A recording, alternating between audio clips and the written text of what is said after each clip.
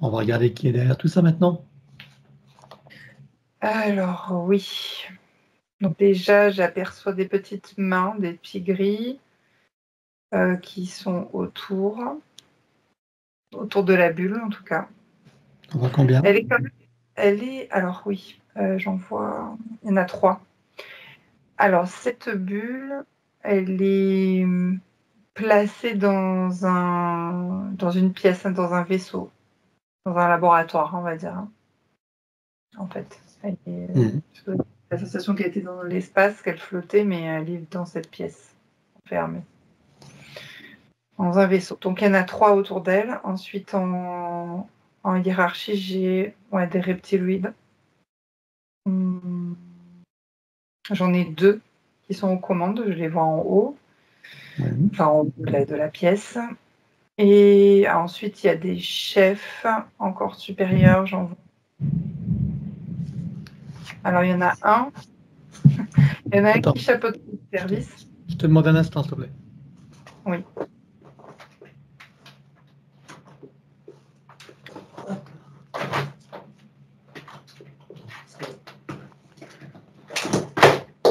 Voilà. Il y a de l'orage, du tonnerre, et j'ai Ah débranché oui. un ordi.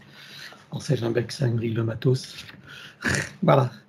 Donc, nous en étions. Donc, il y a des chefs reptiloïdes, c'est ça? Oui. Alors, j'ai 3 petits gris, 2 au-dessus. Des Un reptiloïdes.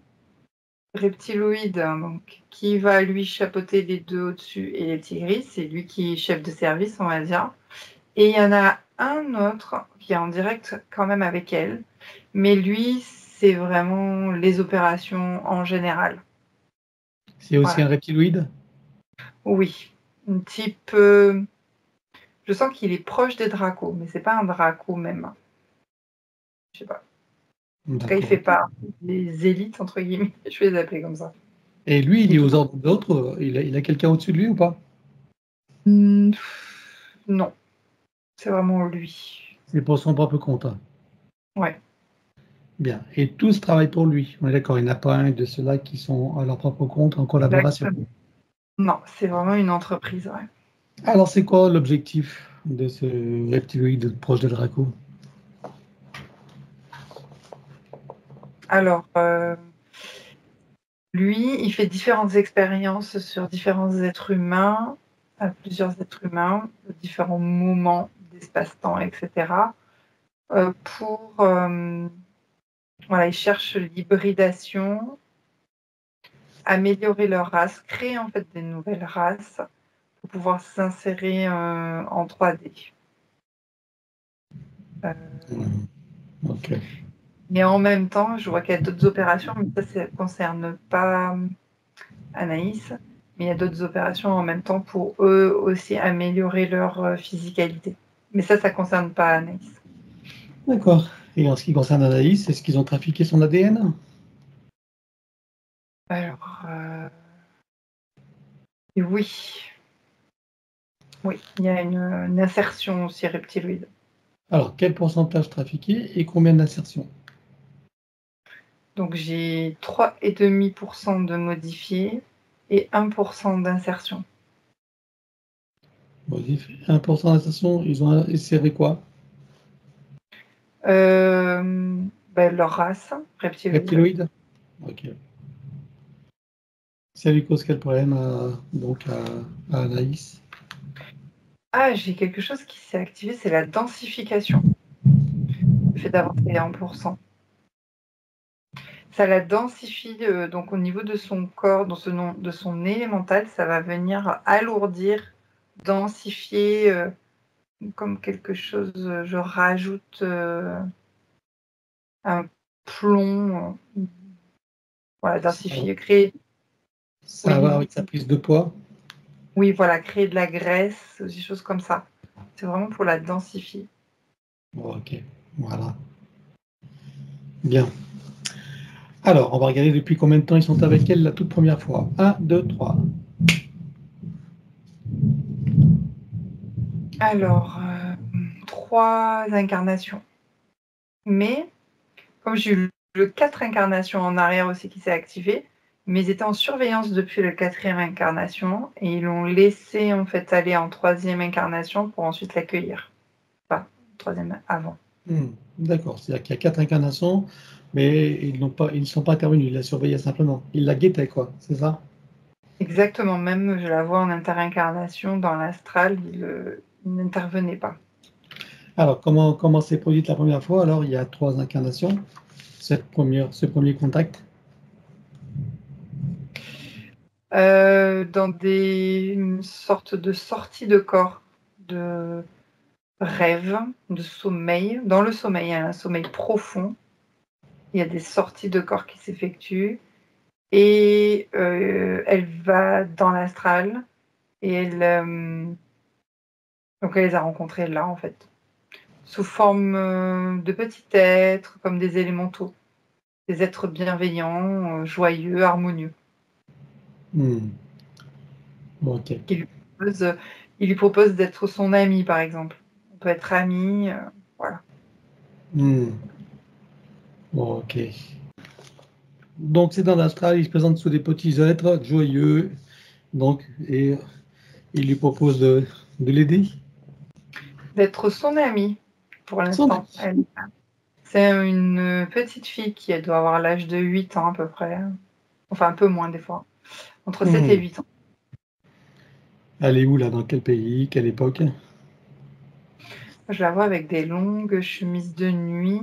Je dirais que c'est l'époque 1700, il y a une bougie. On dirait en France. Enfin, ça a l'air d'être l'Occident et en France, oui. D'accord. Ok. Une famille modeste, moyenne, quoi, on va dire. Bien. Alors après, qu'est-ce qui se passe? Donc, elle accepte d'être leur amie? Et après, souvent, oui, en fait, tout au long de sa vie, même après adulte encore, elle continue à faire ses sorties de corps. Ou ses rêves, pendant son sommeil. Parfois, elle peut avoir des prémonitions, enfin, c'est ce qui me vient aussi. Mais c'est elles qui lui induisent des choses, des sortes de lignes de temps, on va dire. Et donc, donc ils sont très familiers, ils font partie en fait de sa vie, hein, c'est récurrent. Comme des sortes de guides, on va dire. Ok. Et donc, dans cette vie-là, elle quitte son corps à quel âge? Âgée, puisqu'elle a le temps. Alors, je la vois se marier. Voilà. Mais c'est quelque chose qu'elle va cacher, hein, par contre, qu'elle ne va pas exprimer. De quoi? Qu'est-ce qu'elle cache? Ce qu'elle voit la nuit. Ah, C'est d'accord. Elle le garde pour elle pour pas passer pour folle, quoi. Là, d'accord. Voilà, exactement. Ok. Et donc, elle décède. Alors, je regarde. C'est comme si, en fait, elle en avait marre de la vie, quelque chose comme ça. Et un Avec elle. soir, oh, elle a 45 ans, je dirais, c'est quand même assez âgé pour cette époque-là. Oui. Et elle manifeste, en fait, à ses amis, qu'elle considère comme ses amis. Elle dit qu'elle en a marre, en fait. Elle se sent, alors, je dirais pas dépressive, mais c'est pas vraiment dépressive, Fatiguée, quoi. mais comment? Fatiguée de vivre. Elle en a marre, en fait, tout simplement. Elle a envie de passer à autre chose, je sais pas. C'est vraiment un sentiment de je suis pas bien, voilà. J'ai donné ce que j'avais à donner. Et donc, c'est comme si on lui avait fait un message rassurant. On lui dit, t'inquiète pas, on va s'occuper de tout, quelque chose comme ça. Et donc, en fait, c'est elle, enfin, c'est eux, les reptiliens, en fait, qui provoquent sa désincarnation. Donc, du coup, dans le sommeil, son cœur s'arrête. D'accord. Il y a quelque chose qui me vient par rapport à ce qu'elle vit aujourd'hui. En fait. Ouais. Qu'est-ce qu'il y a? Qu'est-ce que c'est par rapport à aujourd'hui? Le poème du cœur? Euh, les apnées du sommeil, là, quand elle disait Ouais. qu'elle sait tout, c'est lié à ça, en fait, puisque c'est ces reptiliens-là qui ont provoqué l'arrêt du cœur. Ah, ok. Ok. Voilà. Ok. Et une fois que donc elle se désincarne, qu'est-ce qui se passe alors? une fois désincarnée? Elle est placée. Alors, elle a la sensation d'être dans une belle maison astralisée comme elle rêvait, disons ça. Et elle se retrouve en fait dans cette bulle, et dans cette pièce. Elle est déjà enfermée. Donc elle ne se rend pas, elle se rend pas compte que c'est une bulle, c'est ça? Elle pense que c'est une maison? Oui, exactement. Tout est illusoire. Que une La illusion. puce est installée. Ouais. Ok. Ok. Bien. Et depuis lors, c'est eux qui gèrent ces incarnations. Oui. C'est eux-mêmes qui choisissent les lignées dans lesquelles elle va s'incarner? Oui, apparemment, oui. En tout cas, celle-là aussi. Quelles caractéristiques ils choisissent comme lignée? C'est ce que j'avais ressenti, les vulnérabilités et les faiblesses au niveau des polarités masculines. J'ai le terme absence qui me vient. Cette faiblesse, ouais.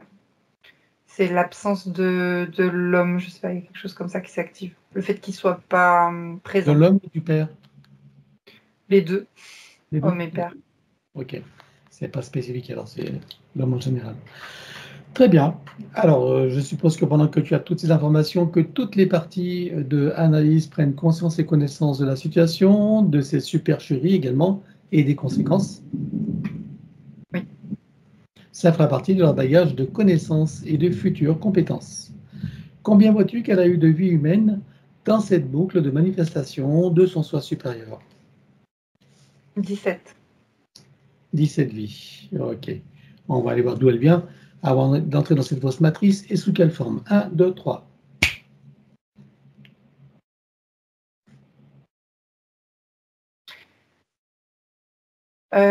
J'ai un petit être de la nature qui s'est activé sur Gaïa.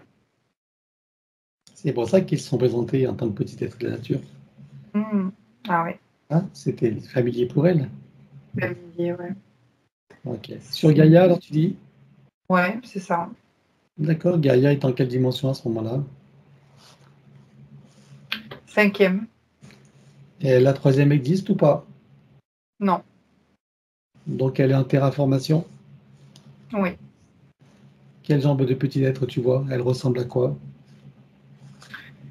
À des sortes de lutins ou de gnomes. Mais c'est très féerique, c'est beau. C'est pas comme on pense, comme l'on croit, le lutin. Mais c'est un élémental qui occupe l'élémental, comment dire, La de Terre, non? l'air, j'ai envie. Oui, il y a la terre, mais c'est environnemental aussi, en fait.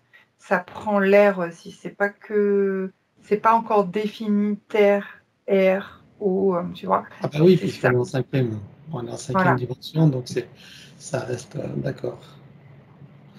Ça restait environnemental, énergétique. Donc, Hmm. ils sont de petite taille, toujours, mais ça vibre de couleurs, on va dire. Mhm.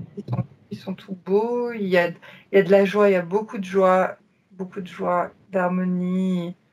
Tu sais à quoi ça me fait penser aux 7 nains, Ah quand oui, ils sont joyeux d'aller travailler, je sais pas. d'accord. C'est ça. Et il y a d'autres êtres avec, il n'y a pas que des gnomes et des lutins, je pense que... Non, j'ai pas regardé Qu'est-ce tout. que tu vois juste pour nous partager? Regarde l'environnement. Allez, dans une féerie, c'est bien la féerie, moi j'aime bien. Alors regarde ce que tu vois. Comment tu vois l'environnement? Comment ça vit? Comment ça bouge? Qu'est-ce qu'il y a comme la diversité? Allez, décris-moi tout ça. Des fées, des petites et grandes fées, c'est-à-dire que je vois des humanoïdes avec des ailes, des sortes d'ailes de libellules. Mhm. Alors, si tu regardes Qui une de ces fées, quel visage tu vois? C'est plutôt humanoïde ou il y a des visages un peu insectoïdes? Comment tu les vois, ces fées-là? Là, je vois, alors quand j'entends Gaïa, parce que ça résonne dans mes fréquences, c'est des humanoïdes. D'accord. Et si tu regardes leur visage, elles sont plutôt jolies et c'est harmonieux. Comment? Oui, mais c'est pas humain en tout cas. Bah oui, c'est harmonieux, ça vibre, il y a de la lumière, il y a une petite pellicule de lumière comme ça, de halo autour d'elle. Il y a des petites paillettes, je ne sais pas, énergétiques sur ses ailes. C'est bizarre, ça me fait penser à un dessin animé qui se dépose comme ça quand elle volette. C'est exactement ça. Mais c'est leur énergie qui est comme ça. Quand tu dis que le visage n'est pas humain, à quoi il ressemble alors? Alors, il est parfois type, je sais pas comment expliquer. On va dire un peu comme animal, mais c'est pas, tu sais, le nez d'un hamster, par exemple. Mais en plus joli, hein, vraiment. Hein. C'est ce qu'on a l'impression.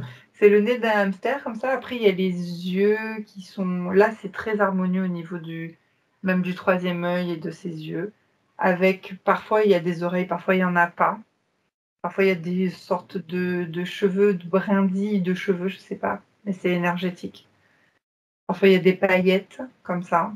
Et c'est pour ça que je dis que c'est pas humain, parce que c'est humanoïde, mais on voit bien que c'est pas humain quand même, au niveau du nez surtout. Le nez, la bouche, c'est très fin là. D'accord. Et elles sont habillées, elles portent des vêtements. Il y a des sortes de colliers, je vois, comme un collier énergétique, qui ont des sortes de pouvoirs parfois. Au niveau de la voix et des fréquences, je dirais. Ensuite, elles sont non pas forcément habillées, j'ai pas forcément d'habits, je vois juste un humanoïde. Donc toutes nues. Ouais, enfin, si tu veux appeler ça nu, enfin, c'est normal, quoi. Si elle n'est pas habillée, c'est qu'elle est nue. C'est un corps humanoïde, proche de l'humain. C'est pas nu pour eux, en tout cas. Non, mais pour nous, si tu la regardes, elle est Il n'y a nue pas ou elle porte des vêtements? Il n'y a pas d'habit. D'accord. Il n'y a rien à cacher, en tout cas. D'accord, oui. Ok. Et donc, si on revient sur Anaïs, donc tu es petit gnome lutin. Donc, elle a une fonction particulière? Alors, j'étais en train d'observer ses vêtements, parce que tu me parlais de vêtements juste avant. Alors, sa fonction particulière, elle travaille en communauté. Elle ne peut pas vivre seule. Donc, elle est en communauté, un peu comme les 7 nains, j'ai envie de dire. Ils façonnent l'environnement, les codes. Donc, il y a des codes sur la grille qui est installée en 5e dimension. Elle façonne aussi au niveau énergétique la joie et l'harmonie à travers des codes. On va dire ça comme ça. Des codes ou des géométries. Ok. Et parfois, il y a des fréquences qui vont diffuser. Je dis ils parce que c'est vraiment la communauté. Quand plus ils sont ensemble, dans une même fréquence, on va dire, et plus l'environnement se crée et se façonne et se particularise. On dirait qu'il y a des particularités qui se créent. Voilà. En Quel type 5e dimension. Quel type d'environnement tu vois? Il y a de la végétation? Est-ce que tu vois des formes animales ou autres? Non, là, c'est pas animal. On est effectivement dans l'environnement terrestre. Ça peut être justement l'atmosphère, en fait. Si on prend l'atmosphère 3D, donc c'est créer un environnement propice à D'accord. de la Donc, vie, il travaille plutôt sur l'atmosphère, alors si j'ai bien compris. par L'environnement exemple. atmosphérique. D'accord. Oui. Ok. Et les petites fées, donc ces fées, là, c'est quoi leur fonction? Alors eux, donc je finis, c'est aussi magnétique parce que je vois les pôles, par exemple, qui s'installent. Alors pour les fées vont y mettre une fréquence, ça me fait penser à la fréquence de la terre, de l'amour, je ne sais plus laquelle, c'est dans les 400, où je vois qu'il y a une fréquence 432, qui s'installe. Voilà, pour que ça 432 Hertz. soit... Voilà, exactement, pour que ça soit harmonieux et que les choses puissent s'imbriquer. Les choses, c'est-à-dire c'est les particules ou les atomes ou la géométrie de la grille, elles font ce travail-là de fréquence pour que ça soit harmonieux et que ça puisse créer une 4e dimension, en fait, d'abord. D'accord. Donc, elle travaille à la 4e dimension, alors. Eux aussi, hein, les lutins Ah, ok. aussi. Hein. D'accord. Oui, c'est la terraformation, quoi. Ok. Qu'est-ce qui s'est passé pour celle qui est Anaïs aujourd'hui pour qu'elle se retrouve incarnée en humain alors? Alors, je la vois se transformer déjà en 4e dimension, donc au fur et à mesure de la terraformation. Et je la vois très, très proche de la Terre, Gaïa. C'est-à-dire que je sens comme si elle était très proche de la végétation, de la nature, comme quelque chose de vital, qu'elle ne peut pas se séparer. Donc, quand la 3D s'installe et que la fausse grille magnétique, donc la fausse matrice arrive, elle, donc elle se densifie déjà hein, par l'environnement, mais il y a quelque chose dans son cœur qui fait qu'elle a envie de s'incarner sur Terre. Ok. Et ça, cette envie, elle vient d'elle ou elle est programmée ou ou est-ce que c'est infusé en elle? Non, c'est pas programmé, c'est en elle. Par D'accord. contre, ce qui n'était pas prévu, on va dire, c'est que l'incarnation se passe mal, entre guillemets. C'est-à-dire, comment dire, prédatée. Voilà, que l'incarnation se fasse par les prédations, en fait, qui sont là en place avec les roues d'incarnation et la fausse matrice. Alors attends, j'aimerais comprendre. Donc, quand la quatrième dimension arrive, elle a toujours le même aspect en quatrième dimension ou elle change d'aspect? Elle se densifie, elle a le même aspect, mais elle se Même aspect, densifie. Hein. densifié. La troisième dimension arrive, là, c'est la 3D naturelle ou elle est provoquée par la fausse grille, cette 3D?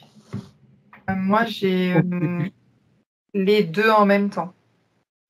C'est pour ça que je parle de prédation. C'est-à-dire qu'il y a déjà la 3D qui commençait à se façonner, à se créer, d'où cette envie, mais elle est interférée par la fausse matrice.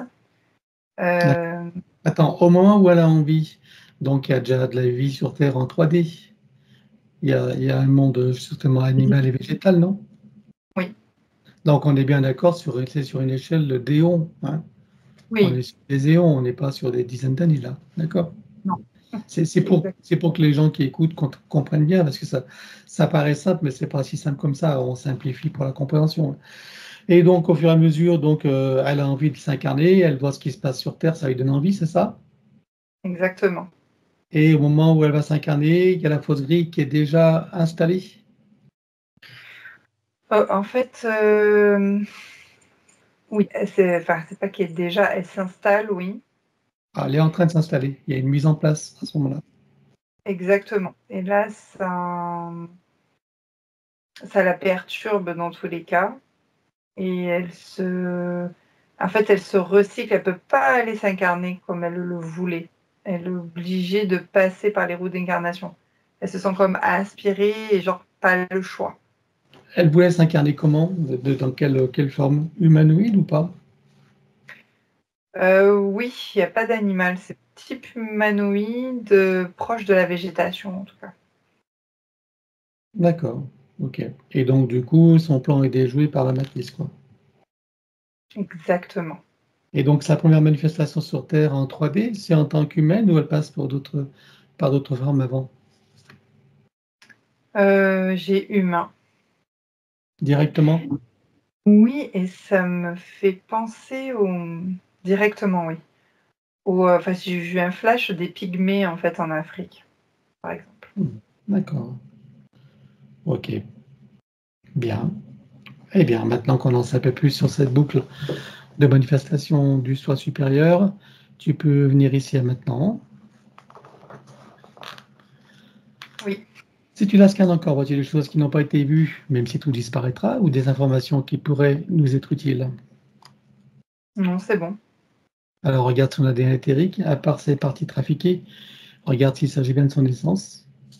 Oui, Alors demande-lui si elle accepte que nous travaillions pour elle, sur elle et avec elle au cours de cette session. oui. Puisque nous avons son accord en son nom, nous allons convoquer toutes les entités en lien direct et indirect jusqu'au plan archéabélique. Qu'elles le veuillent ou non, qu'elles se cachent ou non, elles n'ont pas le choix. Je compte à 3 et elles te sont toutes apparentes. 1, 2, 3. Oui.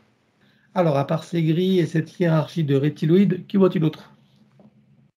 Les opportunistes entités démoniaques qui appuient sur les failles de vulnérabilité, les failles psychiques et émotionnelles.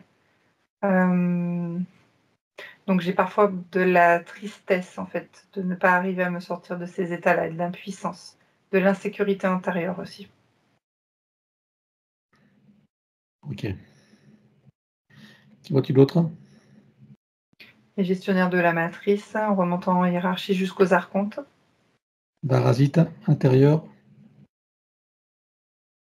Oui, ça s'est accentué pour les ulcères, je crois. Enfin, je revois l'estomac. Donc il y a un parasite, Quel type? un ver qui Il s'est est en installé. 3 ou 3 ou 4e D? Non, il est en 4e D. D'accord. Il est cause quel problème celui-là? Euh, il accentue déjà les vulnérabilités de son état énergétique, donc d'où les ulcères, en fait. Hmm. Ok.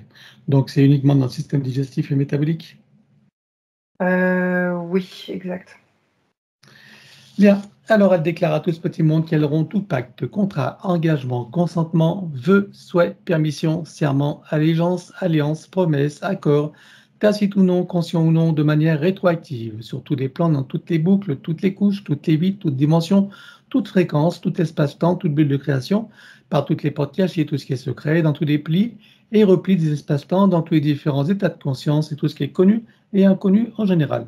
On ouvre un grand portail dimensionnel et toutes les entités vues et pas vues jusqu'au plan archavédique, tout dispositif vu et pas vu, tout ce qui n'appartient pas à ces corps, énergie, conscience et information d'origine vue et pas vue disparaît avec traces, mémoire, empreinte, écho, résonance, réminiscence, système duplicatif et reproductif, copier-coller, programmation sur tous les plans multidimensionnels, quantiques, fractales et autres inconnus dans toutes les boucles, toutes les couches et toutes les vies.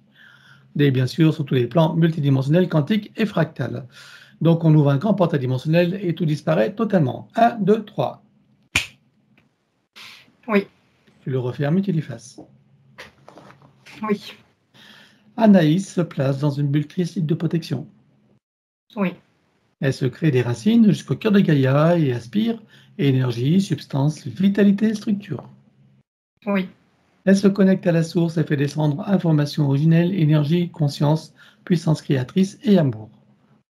oui, Elle reprend d'énergie, se restructure, prend de la vitalité et se souvient de qui elle est en essence, au-delà de toute forme, et le ressent pleinement. oui. Comment vois-tu Anaïs à présent? Un grand soulagement, comme s'il y avait un poids, en fait, qui était enlevé. Bien. Alors dis-moi maintenant comment réagissent ces entités. Et des systèmes d'alarme qui s'activent sur tous les plans, enfin les plans de chacun des reptiloïdes. Oui, et alors, elles prennent des dispositions, ces Oui, entités? oui, des recherches d'espace, de lignes de temps, dans les mémoires Hmm. et les informations qu'ils ont en leur possession. Ok. Bon, en tout cas, on va tout bloquer comme un arrêt sur image sur tous les plans. 1, 2, 3. Oui, Maintenant, tu vas revenir en arrière et tu vas te positionner un moment juste avant qu'elle réalise qu'il se passe quelque chose et qu'elle n'ait eu le temps de faire quoi que ce soit. oui, Là, tu ouvres un portail dimensionnel et on vire tout. 1, 2, 3. oui, Tu le refermes et tu l'effaces. oui. Voilà, regarde s'il reste quelque chose dans la bulle énergétique de Anaïs. Oui, il y a des cicatrices. Alors on les élimine sur tous les plans, les arrière-plans, les reflets miroirs, toutes lignes de temps, jusqu'aux réminiscences, système racinaire et périphérique. La prochaine fois, pour faire plus court, je dirais comme précité. 1, 2, 3. Oui, Regarde s'il reste quelque chose en arrière-plan. non. Et regarde si nous avons été repérés. Alors, oui. Enfin, repérer de loin, elle n'a pas encore agi, mais je vois une entité reptilienne proche Ok, de moi. Donc on sait qu'il se passe quelque chose, elles le savent. en tout cas. Ils nous ont identifiés, tu veux dire? Ils n'ont pas complètement identifié la bulle, mais Ils sentent qu'il se passe quelque chose, c'est ça? voilà, c'est ça, ouais. Ils ont repéré que c'est bizarre qu'elle se soit volatilisée comme ça. Ah, d'accord, ils trouvent ça bizarre. Bien, alors maintenant, regarde donc si, il reste quelque chose sur la bulle ou pas? On a tout éliminé, il n'y a pas de Ouais. résidus? Non, c'est bon. On a déjà vu. Parfait. Alors maintenant, dis-moi s'ils ont un moyen ou un autre de la retrouver et de la repérer. Alors, ils utilisent du matériel pour créer les lignes de temps et les espaces-temps. C'est quoi comme matériel? Des sortes de pistolets reliés à des ordinateurs. Combien tu comptes d'ordinateurs? Il y en a 5. Ils sont reliés à un ordinateur central? Oui, celui de tout en haut, du D'accord. chef. Et ce central, il est relié à combien d'ordinateurs? D'autres ordinateurs? Oui, tu me dis qu'il y en a 5, mais c'est dans ce vaisseau, je suppose qu'il y en a peut-être d'autres ailleurs. Donc le Ah oui. central, regarde s'il est relié à d'autres ordinateurs. Oui, tout à fait. Il y a d'autres ordinateurs, oui. Combien en tout? Une dizaine. Une dizaine, voilà. Alors qu'est-ce qu'il y a le mieux? C'est on grille toutes les informations ou on grille tous les ordis carrément? Les deux, tu peux tout griller. Ah ben dans ces cas-là, fais pas de détails, on grille tout. Tu fais une explosion et on grille tout, le central et tous les autres. 1, 2, 3. Oui. Bien. Ah, Maintenant, dis-moi s'ils ont encore un moyen ou un autre de la retrouver et de la repérer. déjà, j'ai celui-là, il est parti, là, pour moi. Alors, je vérifie, bah, c'est comme si on avait désactivé leur vaisseau aussi. Non, là, ils sont plutôt affairés à rechercher la panne et la réparer. D'accord, mais enfin, c'est une fois réparé. Regarde s'ils ont un moyen ou un autre de la retrouver et de la repérer. Avec l'ADN, ils ont des informations qui étaient dissimulées. Bien, c'est stocké dans quoi? Dissimulé où? Dans comment dire, le poignet du chef de service. Dans le poignet, c'est-à-dire quoi? Dans sa biologie ou c'est un Non, dispositif? dispositif, ouais, qui n'a pas été grillé. Ok. Il est relié à de la technologie autre? Non, c'est une puce qu'ils ont. Et il n'y en a qu'un seul, il y a qu'un seul dispositif? Ou il y en a d'autres? Non, il y en Sans a doute. d'autres à d'autres reptiloïdes, oui. Combien tu en vois? 5, 6. Très bien. Donc on explose tout. 1, 2, 3. Oui, c'est bon. Regarde maintenant s'ils ont encore un moyen ou un autre de la retrouver et de la repérer.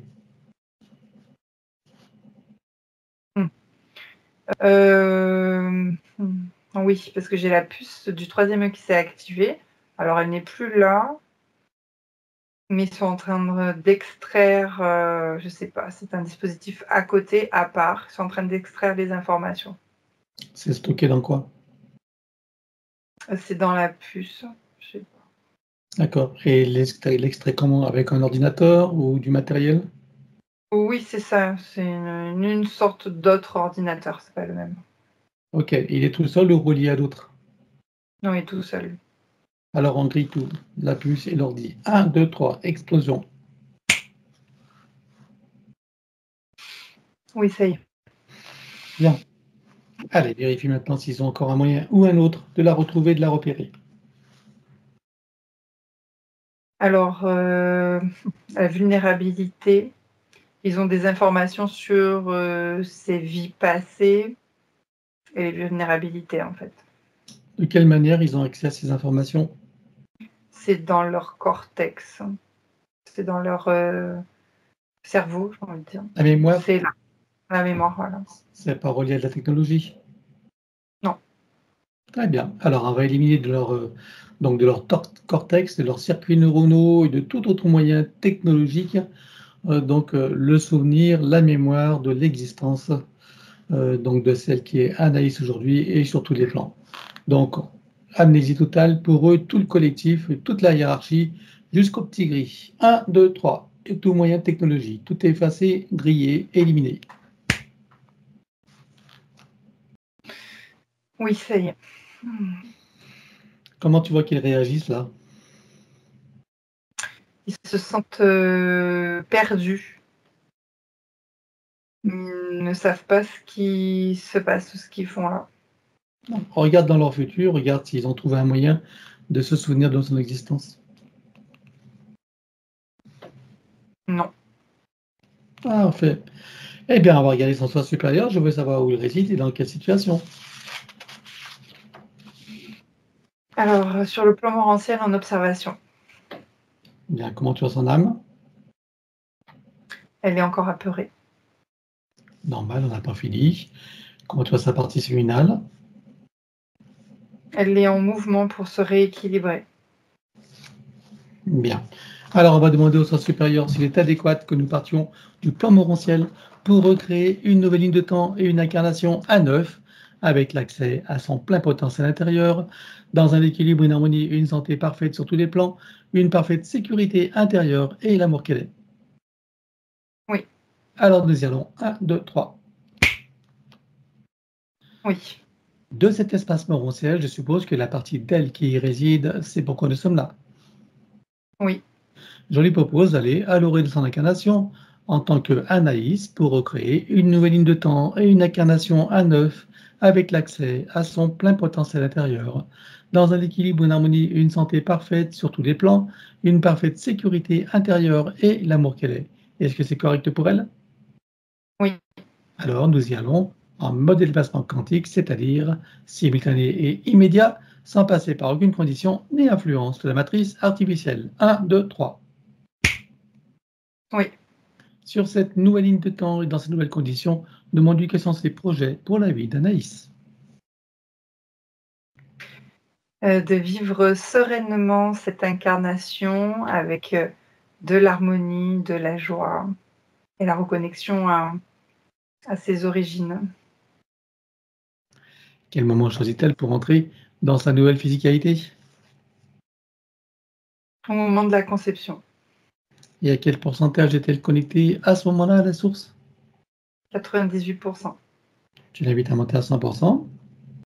Oui, Voilà, elle se crée des racines jusqu'au cœur de Gaïa qu'elle programme uniquement pour cette existence. oui. Maintenant, on va regarder son arbre généalogique. Comment le vois-tu?